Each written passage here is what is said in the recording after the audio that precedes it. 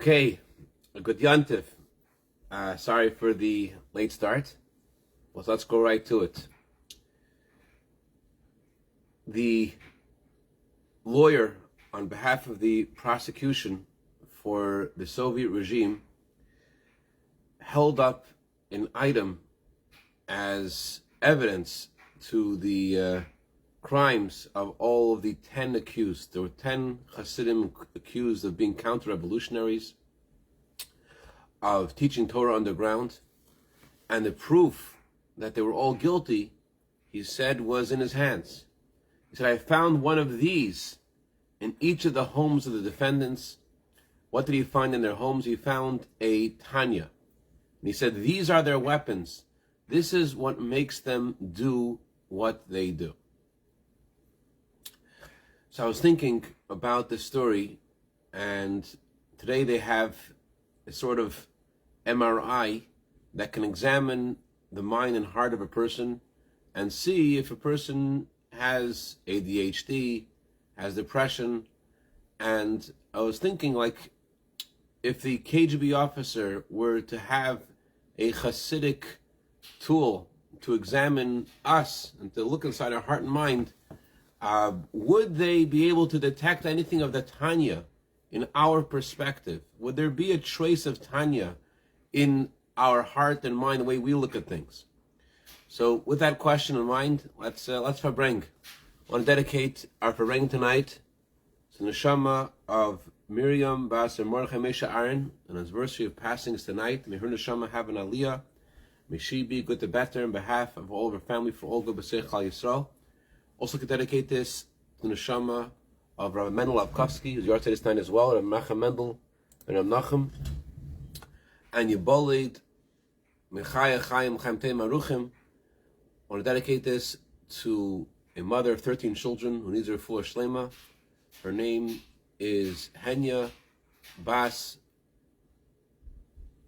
Brachot Veraleya, L'chaim L'chaim Shev Refuah Kreva Shlema L'chaim.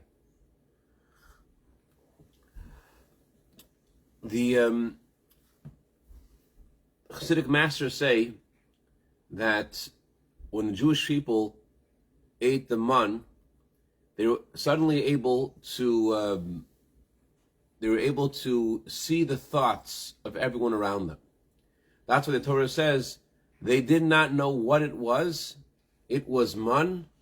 What didn't they know? They didn't understand the sudden change in consciousness that they experienced. At first, they had all kinds of friends and people in their lives, and suddenly they didn't know who the people they thought they knew were. Because once you ate the man, you were able to know the thoughts of everyone around you. So people they thought before were tzaddikim, they discovered weren't that great tzaddikim. People they thought that were wicked weren't that wicked. So they didn't know where this came from. And where this came from was from eating the man. So just like this is true for eating the man, that you're able to see the thoughts of others, there is a part of Torah which is like the man that doesn't allow us to see the thoughts of others, but allows us to see what we need to see, the inner workings of what's going on around us. Allows us to see Hashem's hand in our lives. And that part of Torah is a part of Torah that was revealed by the Mittler Rebbe. There is a unique celebration tonight. Celebration of the Mittler Rebbe's redemption. What's unique about this redemption, although this wasn't the first celebration, although this wasn't the first celebration that Hasidim had, that a Rebbe was released from prison, this is the second one, yet it's something that is very unique. And it's precisely because it wasn't the first. The first redemption of the Alter Rebbe from prison represents how, when the forces of darkness try to stop the light of God coming into the world, the forces of light are victorious over darkness. And as the Alter Rebbe's redemption was in such a dramatic and miraculous way, it's represented and it showed to everyone in the language of the Alter Rebbe that even the ministers of the non-Jewish ministers of the government we're able to see that Hifli v'hidla Hashem lasis baratz, able to see the miraculous miracles of God in a way that was open and clear. So you saw that light triumphed over darkness. You saw the good triumphed over evil. It was amazing.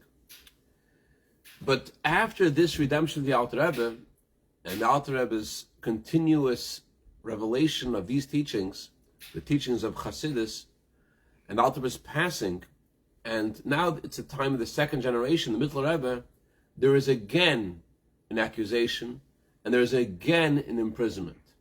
So that may make you think, well, light overcame darkness and good overcame evil, but what happens now? It makes you think that there is some kind of stronger force in darkness, and that's why it's coming back again.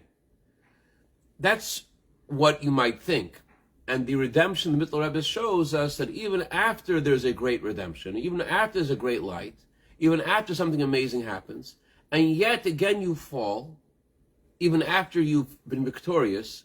So it's confusing, right? You've been victorious, you've won, and now you've fallen again. And now it makes you think, well, if I've fallen again, that means that the darker forces are more powerful than the forces of light. Comes the Mittler Rebbe's redemption tonight and tells us that even after you've fallen down a second time, you're able to get back up. And it's very powerful, this idea, because the original triumph of chassidus over darkness, it's dramatic and it's glamorous. But there's something very unglamorous about falling down a second time. And the Rebbe put this in very clear terms about ourselves and our lives. And he said a person may be in a yeshiva and he studies something very inspiring. And that inspiration carries him and lifts him away from the darkness of the past and puts him on a pedestal to do amazing things. But that same person now leaves the yeshiva, and life goes on, and a decade passes. And now that person wants to suddenly rise up again. He suddenly wants to connect again. And the question is, can he possibly, after not being in yeshiva, not being in the holy environment, not being connected to all that he used to be connected to in the past, is he able to be redeemed again using the same medicine that he used in the yeshiva, when considering the fact that he's fallen again, he's gone very far away from where he was before. In yeshiva, it worked for a certain amount of time, but now it seems like it stopped working because he's left the yeshiva. Can he rise again? So the Geula of the 10th of Kislev says yes. And that's the purpose of celebrating this day. Tonight is called the birthday of a chassid. The 10th of Kislev is called the day a chassid is born. Unlike other celebrations throughout the year, which are about the development and the expansion of Hasidic energy and light, tonight is about the initial birth of a chassid. What that means is that Hashem gives us the ability to make that first step towards Hashem. And that first step is sometimes the hardest thing to make. As in this week's Torah portion, in the Haftorah of today, we read, Ami sluyim l'mshuvasi. My people, Hashem says, is wayward, is questioning, should we come back? And a big part of that question, should we come back, is, can I come back? Is it possible, knowing where I am and knowing the distance that I've gone away from where I wanted to be, can I rise again? Can I make that step again? So there's something about the Geula of Yud Kislev that answers that question. Well, we're getting ahead of ourselves. Let's go a little bit back into the Geula of the Mittler Rebbe and the early childhood of Mittler Rebbe, and let's get some context to understand exactly what this redemption is about and how this applies to us in our lives, as most of us listening, I'm sure, are already past the age of being in yeshiva, and how we're certainly supposed to experience this spiritual redemption on this day. It certainly is a day of redemption. That's what our Rebbe's taught us. But how are we supposed to personally experience this?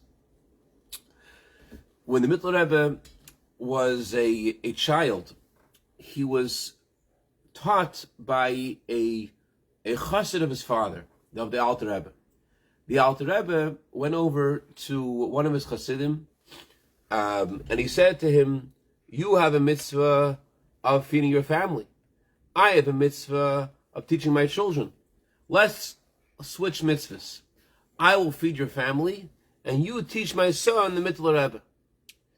And the Alter Rebbe said that not only will he, thank you, Michal David, there's also such thing as past yeshiva age. That's right. Very good. That's exactly the point of this Farbrengen. So the Alter Rebbe told this to this chassid, and the chassid was a very smart man. And he said to the Alter Rebbe, well, if I want to teach your son, I need to know how to teach. Tell me what to teach. So Alter Rebbe said, teaching starts with Aleph Beis. The beginning of teaching is with Aleph Beis. And the Alter would speak with a song. And he said, what is an Aleph? An Aleph has a dot on top, a Yud on top, and the Yud on bottom, and a Vav in the middle. This is an Aleph. The Yud on top, said the Alter Rebbe, is Hashem. Because all of our understanding of godliness is tiny compared to Hashem's infinity. And our approach to Hashem has to be like a Yud, making ourselves small and pushing ourselves aside for the sake of what Hashem wants us to do.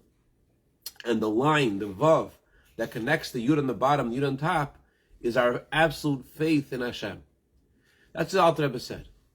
The Alter Rebbe promised this teacher that he will see grandchildren and great-grandchildren of his students. This teacher's name was Avram the Melamed. Many years later, in Tafrei Shnun, the time of the Rebbe Rashab, this Melamed, this teacher's son, his name was Rabbeinish the Melamed, who's also a school teacher. He came with his nephew, Reb Peretz Beshnikovitz. If you could say that, you may lose your American passport. So Reb Peretz Beshnikovitz came together with his uncle, Reb Avram the Melamed, to Lubavitch to visit the Rebbe Rashab. Rabbeinish said many stories about his father, Rabbi Avram. One of the stories he said was that when he taught the Mittler Rebbe Gemara, the Mittler Rebbe asked him an interesting question. It says in Gemara, in Shabbos, I think it says that Rabbi Yosef asked Rabbi Yosef, the son of Rabbi, he said to Rabbi Yosef, the son of Rabbi, he said, what mitzvah did your father keep more carefully? What was your father more stringent about? So he responded, my father was more careful about the mitzvah of tzitzis. So when the Mittler Rebbe learned this, said Rabbi Avram, the teacher, he said, the Mittler Rebbe laughed at me. He's laughing. He said, why are you laughing? He said, Rabbis certainly kept every mitzvah. What do you mean when you say which mitzvah did Rabbah keep carefully? Of course, he kept every mitzvah carefully. So Rabbi Avram asked the Mittler Rebbe, so what then does this question and answer mean? So the Mittler Rebbe said the word zahir, which means careful, is related to the verse Hamaskilim yazhiru kazer rakia. The tzaddikim will shine like the light of the sun, like light of the sky. So the Mittler Rebbe said that when a Jew does a mitzvah, rechava mitzvas chama'id, a mitzvah is a gate, and through a gate, nishmas adam telamdenu, a person receives a light in their soul, so their soul can shine. And so the Mittler Rebbe said the question of Rabbi Yosef to the son of Rabbi, the Rabbi Yosef, the son of Rabbi, was, what mitzvah did your father shine in? What was the mitzvah he shined in the most? And he answered him, my father shined. Where did you see the light of his soul? You saw the light of his soul mostly in the midst of tzitzis. That was the gateway through which my father's soul shined. So in a similar way, the Rebbe said that the mitzvah that our generation, the Chassidim, our generation, focus on is the teachings of chassidus, revelation of chassidus, and sharing chassidus with others, and especially as we are about to enter the time of the coming of Mashiach, learning chassidus in a way that prepares us for the coming of Mashiach. So, what is the unique contribution that chassidus has to give us as we prepare for the coming of Mashiach? What is it meant to give us? What is it meant to teach us? I want to share with you two stories, which I think are very apropos to this theme of learning chassidus in a way that prepares us for the coming of Mashiach and in sync with this week's Torah portion. Torah says that when Yaakov and Lavan met each other, they made a pact. The pact was, they put up a mound of stones, and they said, no one can pass over this mound of stones. In Hebrew, the word the Torah uses for a mound is gal. Gal is also the letters that equal to the number 33. So the Arizal says that this mound represents the 33rd day of the Omer, the anniversary of the passing of Rabbi Shimon Bar Yochai. Rabbi Shimon Bar Yochai and the Mittler Rebbe have a unique connection. The connection is that both the Mittler Rebbe and Rabbi Shimon Bar Yochai revealed the inner dimension of Torah, but not just that. The last day of Rabbi Shimon Bar Yochai's life was spent revealing the inner dimension of Torah, so much so that the Rebbe Cashapp said that whatever Rabbi Shimon Bar Yochai revealed in his life before that day was nothing compared to what he revealed on the day of his passing on Lag BaOmer. And in a similar way, the Mittler Rebbe, he also taught chassidus, he taught the inner dimension of Torah on his last day in this world. And just like Rabbi Shimon Bar Yochai taught Torah until he got up to the word Chaim, until he got up to the word life, so to the Mittler Rebbe, he also taught chassidus until he said the word Chaim, and with the word Chaim, the soul of the Mittler Rebbe ascended to heaven. So both the Mittler Rebbe and the Rabbi Shimon Bar Yochai both taught the inner dimension of Torah, the inner secret. L'chaim b'shmuel, l'chaim b'bracha. I'm going to mute you if you're not talking. L'chaim. So they both taught the inner dimension of Torah, but this has a special relevance to the verse which indicates the relationship between the mound of stones and Lag BaOmer. What's even a mound of stones? If you want to separate yourself from Lavan, so put up a fence.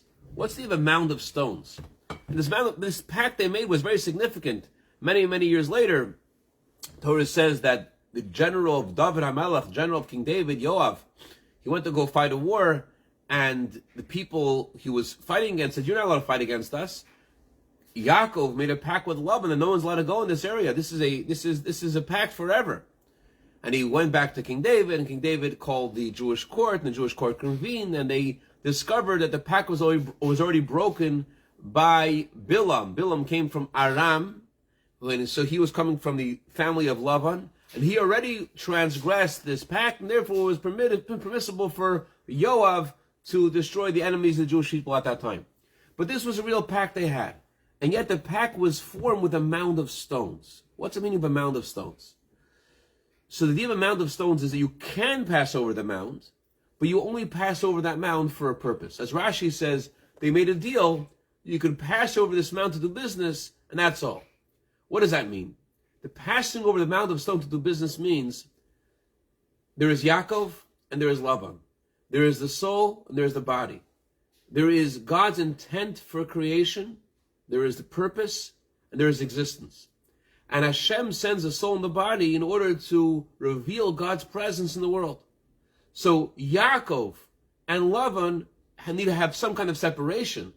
Yaakov needs to know why he is in this world, and he can't forget about the purpose of his mission.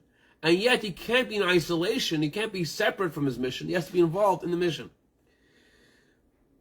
In chassidus, there's a term, tfisa and islapshus. Roughly translated, islapshus means to dress yourself in something. Tfisa means to be taken by something. So let's say, for example, your kids are playing Monopoly. You want to play with your kids a game of Monopoly. They want to play with daddy, so you play a game of Monopoly with them. But as you get in the game, and you get involved in the game, suddenly you feel like, I want to win this game.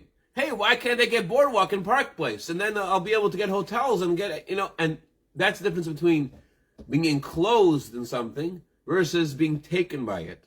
You need to be involved, but you can't be taken by it. As Maimonides says, for example, about anger. Maimonides says sometimes in order to convey a message, you need to put on a face of frustration, but you should never get angry. So in a similar way with Yaakov and Lavan, the idea of the mound of stones represents that a Jew has to keep his soul above the body, and yet it can't be in isolation. The soul has a mission to do in this physical world, And Hashem orchestrates every detail in our lives in a way so that we can fulfill this mission and reveal godliness in the world. And the way to get the sense of where we're going and what we need to do, that's why God gave us the teachings of chassidus. These teachings are unique in giving us the sense of what we need to do and how to do it.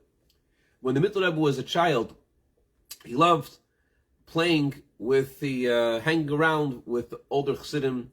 One of his favorite friends was Reb Shmuel Munkus, who was already then an older chassid. And the Mittler Rebbe one day wanted to go see his father. But as he's about to enter his father's room, there were many chassidim waiting to see his father.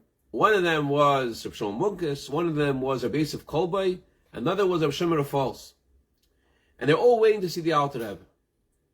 And Reb Shmuel Munkus asks his friends, Rabbi Yosef Kolbai and Reb Shimon Falls, how's business? So they responded, times are tough and business is slow. So Mittler Rebbe, as a child and 7 years old, he says, why are you asking them why they're sad? Sadness is explained to us by King David in Tehillim.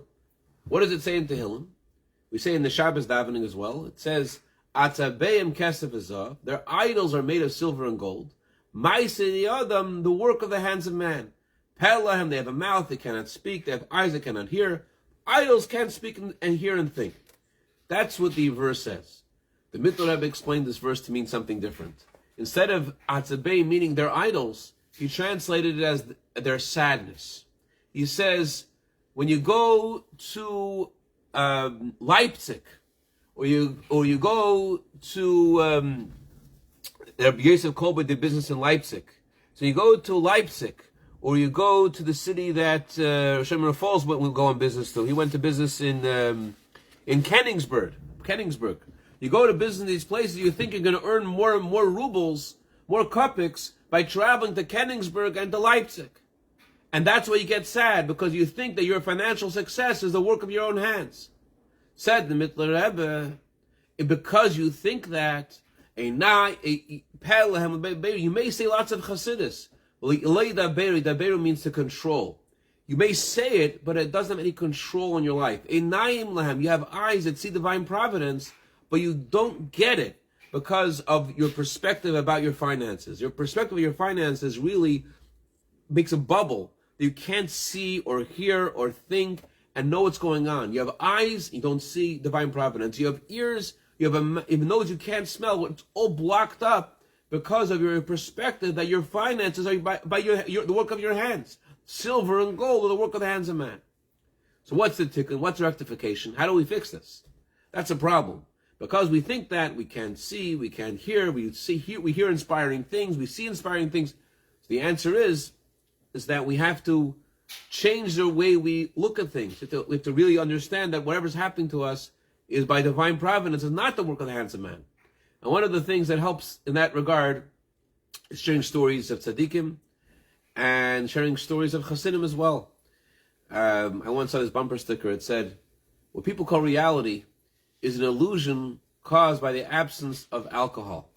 So I don't think that's really true, but reality, what people call reality, is an illusion caused by the absence of sharing teachings of chassidim and sharing stories of tzaddikim. So on that note, I want to share with you two stories. L'chaim v'rach. A good friend of mine, by Zevi Farbrengen, I just moved recently to Nyack in New York. And on Friday night, his wife lights Shabbos candles, and after working hard to prepare for Shabbos, she finally sits down on the couch. But suddenly she notices that her daughter her eyes are swelling. So what's she going to do? So she wasn't sure if she's allowed to take her daughter to the hospital or not on Shabbos.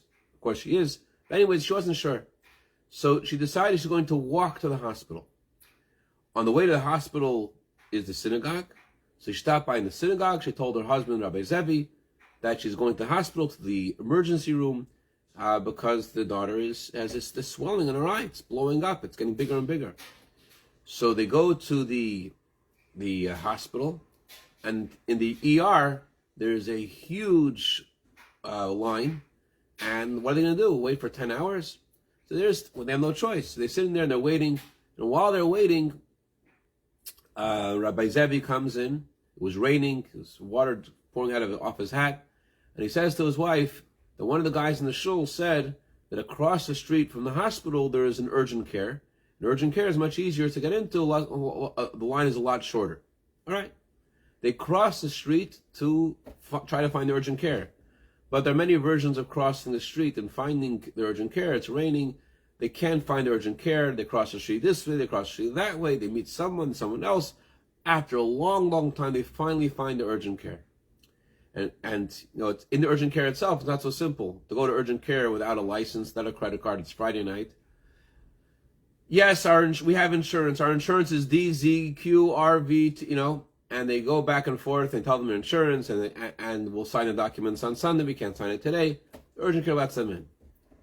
And the doctor examines their child, and within a few seconds, the doctor says, she should stop rubbing her eyes. That's it. You should stop rubbing her eyes. She's okay, she should stop rubbing her eyes. Well, okay, fine. And sure enough, she stops rubbing her eyes, and her condition dramatically improves very quickly. They leave the urgent care, and they walk outside. The second they walk outside, they see a man and woman walk past them, who they're dressed very religiously. And this man and woman stop, and they say hello, good Shabbos, and they're a little shocked, because this is not like Crown Heights or Flatbush or Borough Park. This is Nyack. There aren't that many religious Jews that live there yet, and they were surprised to see them. Who is this man and woman? In the middle of a night on Friday night, in the middle of this in front of this urgent care. So they told the Farbrengens that we just, unfortunately, they just lost their father.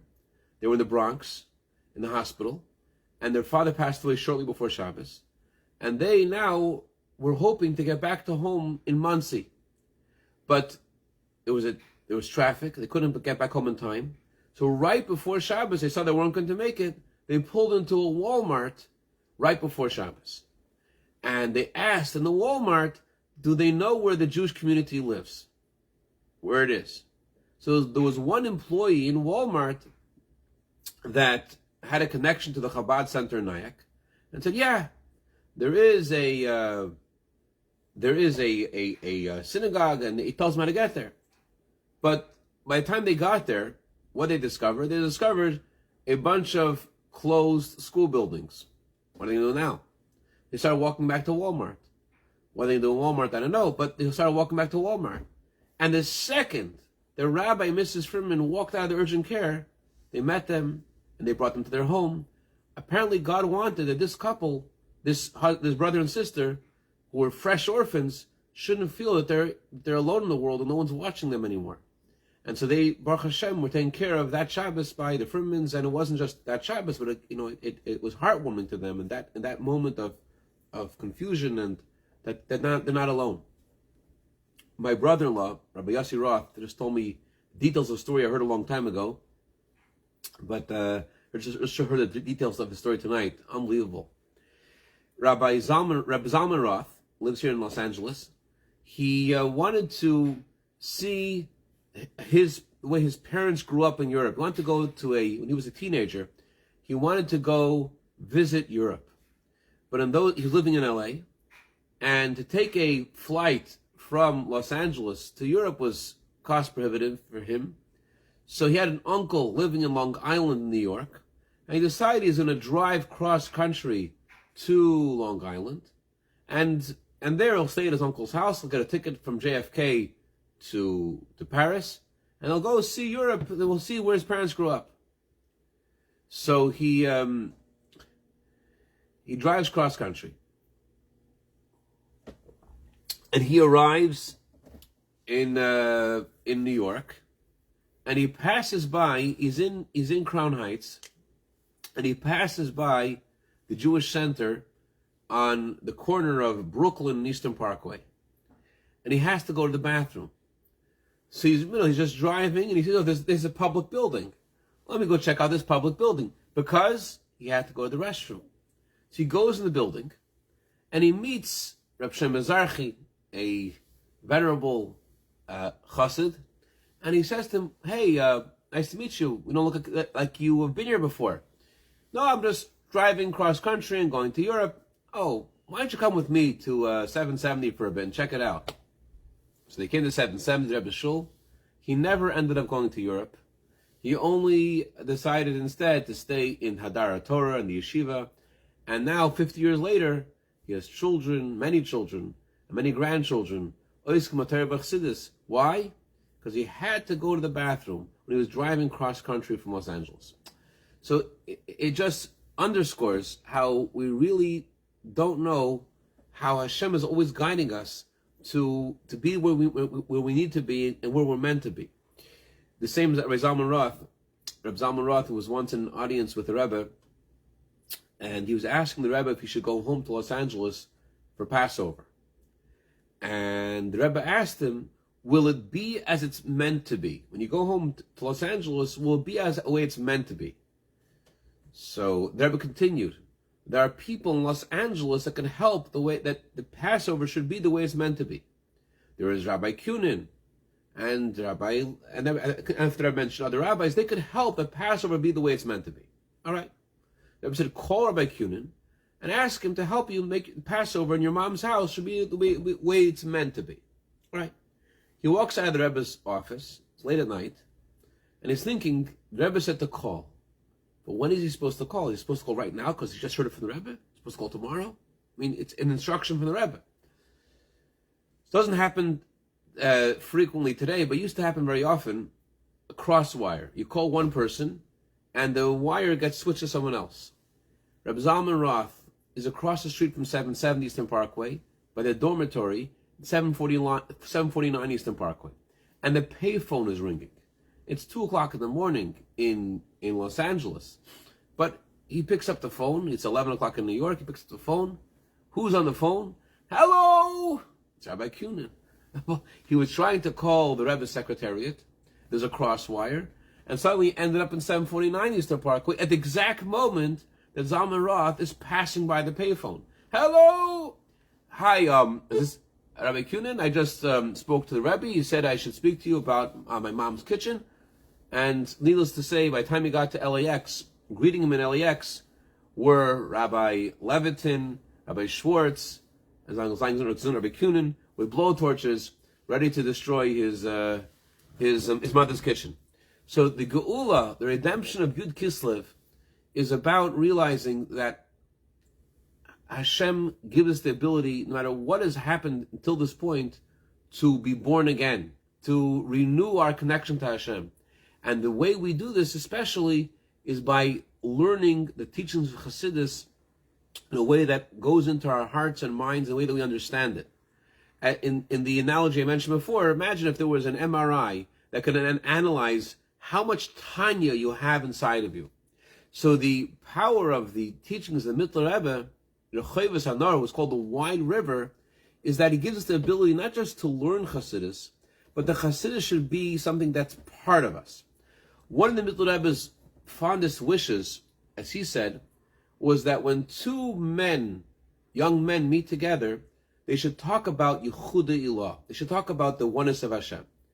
And the Mittler Rebbe explained, that although he spoke about two young men, and although he spoke about learning the highest level of the oneness of Hashem, it doesn't only mean people who have a profound understanding of the oneness of Hashem. It doesn't only mean young men. It doesn't even mean men. It doesn't even mean adults. The Rebbe explained. It says in the Torah that there are 6 cities of refuge. And the Sefer HaChinuch says that just like there are 6 cities of refuge, there are 6 mitzvahs that we are commanded to do that bring us protection and refuge and blessing. And these mitzvahs don't have any time limit. Just like there were 6 cities you would run away to be protected, so too there are 6 mitzvahs that protect you and house you when you engage in them. So the Rebbe explained. It says in the pasuk in Amos, chapter 2, verse 3, Hayechu shneim yachtav biltiim neyadu. Can 2 people walk together unless it's been destined that they walk together? Is it possible for 2 people to walk together unless it's been destined? It's not possible. So why has it been destined that you meet someone and you talk to them? What are you supposed to talk to them about? So before you say, okay, Bitcoin, crypto, what else are we going to talk about? Before you say that, think about what the Torah is saying, that there's always 6 things you have to focus on. And those 6 things are loving Hashem, reverence for Hashem, belief in Hashem. And so the Mittler Rebbe said, when people meet together, what should they talk about? They should talk about their belief in Hashem. He said young people. Why did he say young people? The Rebbe said because being young means to feel empowered. When you feeling young, and being young means you feel that you're on a mission from Hashem, that you're able to get the mission done. So, and it's not only for men, women are also obligated to keep these 6 commandments of love and reverence for Hashem. So why did you meet somebody? It wasn't you happened to meet this person, it was destined. Why are you supposed to meet them? So you should talk about the oneness of Hashem. And the Rebbe said, even though you may not understand the highest level of God's oneness, but you're supposed to talk about it.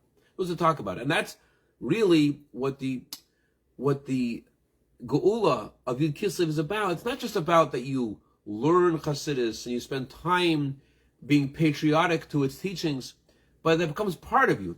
So your conversation is about God's omnipotence and God's omniscience, and you think that way and you feel that way.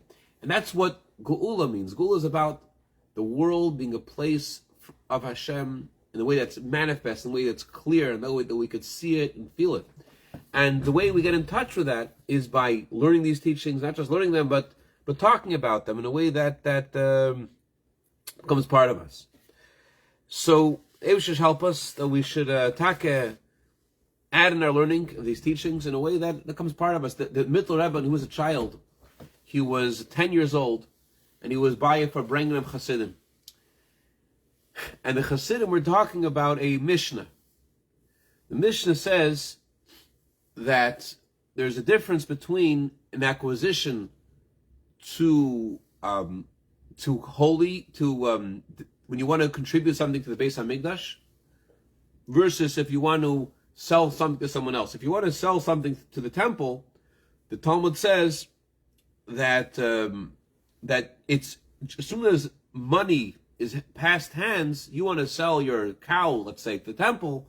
As soon as you receive the money for the cow, the temple is considered the owner of the cow. That's the law regarding a cow. However, regarding if you want to sell your cow to another person, so then the person has to make a chazakah. They have to make some kind of an active acquisition on the cow. So Chassidim were discussing the inner meaning of this Mishnah. And they said, Govoya means to be uplifted. How you get uplifted? You get uplifted with money. What does it mean with money? The word money in Hebrew is related to love. Cashapp means, which is silver, also means koisef, yearning. So how do you get uplifted? How do you lift yourself up? You lift yourself up with having yearning, be close to Hashem. Cashapp v'gavaya. This is all part of a Farbrengen that the Mittler Rebbe is listening to as a 10-year-old. Then the Chassidim said, but lehedyet, in order to pull yourself out of earthiness, in order to pull yourself out of vachadikait, in order to pull yourself out of the negative stuff, it's not just to have love, not just enough. You need a chazakah. You need to be strong. As one time, the previous Rebbe was talking to somebody in a private audience, and he said to him, "Ein mol nein," to say no once, meaning to say no to your animal soul, no to the things you may be attracted to one time, like say it once, meaning like in a strong way that it's not going to continue.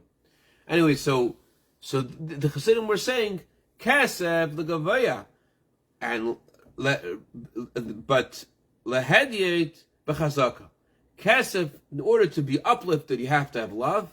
And to order to pull yourself out of negativity, out of earthiness, you got to be strong. That's what the Chassidim were saying. So they asked the Mittler Rebbe, what does he think about this? Does he like what they said, what he heard? So Mittler Rebbe responded, you're only translating the first half of the Mishnah. The second half of the Mishnah goes like this. Amira legavaya k'misirase lehedyet. Literally, that means when you make a promise to God that you're going to give something to the temple, it has the same halachic status as an active acquisition to another person. In other words, when you're dealing with another person, a regular person, and you want to make an active acquisition, so you have to actually transfer something physically to that person for the sale to be final. But when you just say something to Hashem, I'm going to donate something to Hashem, that promise itself is sufficient. So Mitzvah Rebbe translated this, and he said, the word amira, which means to speak, also means to choose. And he said, halavai, I wish that our dedication to God should be as much as we're devoted to earthiness. Naturally, we're more devoted to earthy physical things than we are to what we believe is more important. So that's what the Middle Rebbe shared, and the Alter Rebbe was told what the Middle Rebbe said, and the Alter Rebbe said, such a teaching, such a statement could only have been said by a Rebbe. It means already at the age of 10 years old, Alter Rebbe saw in Middle Rebbe that he was going to be a Rebbe, and he was already sharing this such a profound teaching. Bottom line is, yes, we're naturally predisposed to be devoted and into and earthy to physical stuff. Yeah, that's how God made us. And yet, there comes the day of Yud Kislev, and Hashem, where we are, in the circumstances that we're in, Hashem gives us the geula, gives us the power of redemption to reveal who we are and what we are by deciding to learn these teachings of chassidus, and to not just to learn them, but to absorb them and to bring them inside of ourselves in a way that becomes us, becomes who we are. You notice that there's a difference between the Mitzvah Rebbe's teachings and the Alter Rebbe's teachings. The Alter Rebbe's teachings, the Rebbe said you could see an obvious difference. You just open up a book of the Alter Rebbe, and there's a few pages. The same book, the same concept, the Mitzvah Rebbe develops over 100 pages. The same exact thing. The Mitzvah Rebbe's teachings are generally called gates. The Alter Rebbe's teachings, Torah is called light. That's a teaching of the book of the Alter Rebbe's teachings, and the Torah portion is called Torah. Torah is light. The Mitzvah Rebbe's teaching on the Torah is called Torah's Chaim. The Torah is called life. What's the difference between light and life? Light means something inspiring. Life means something that animates you. The Mitzvah Rebbe's teachings, most of his books are called Shar.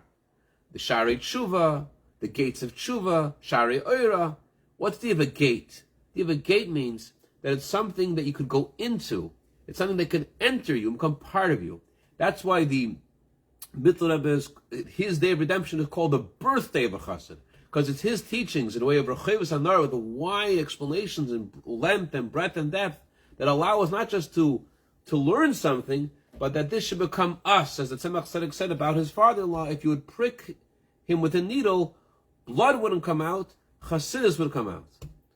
Remember one Friday night, I was cutting challah, and by mistake I cut my finger. So I didn't want my son to see, so I put my hand so he couldn't see I was bleeding. So, I know, blood's coming out, because chassidus is coming out, right? So it wasn't the reason. But shouldn't there be something in our blood that's chassidus? Shouldn't be something that's part of us, that if there would be a chassidic laboratory that could analyze us, shouldn't that be something that's part of our perspective? So that's something that we get specifically through the teachings of the Mitzvah Rebbe, through chassidus being revealed in a way that's b'rechevus anar, in a broad way. In this week's Torah portion, it says, Ha'atufim lolav nakshurim liyakev. The simple translation of those words are, the sheep that gave birth later belonged to Lavan.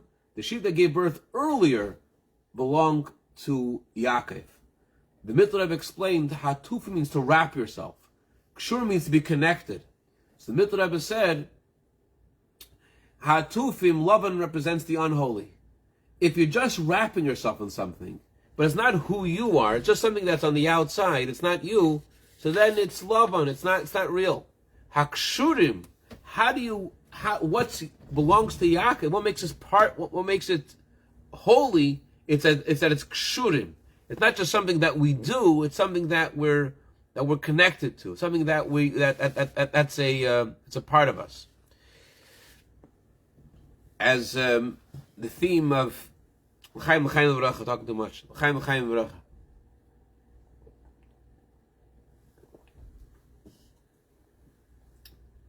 This is the revelation, the teachings of Mitzvah Chassidus, so that the things that we learn about should be things that we can understand and appreciate and feel and becomes us, geula.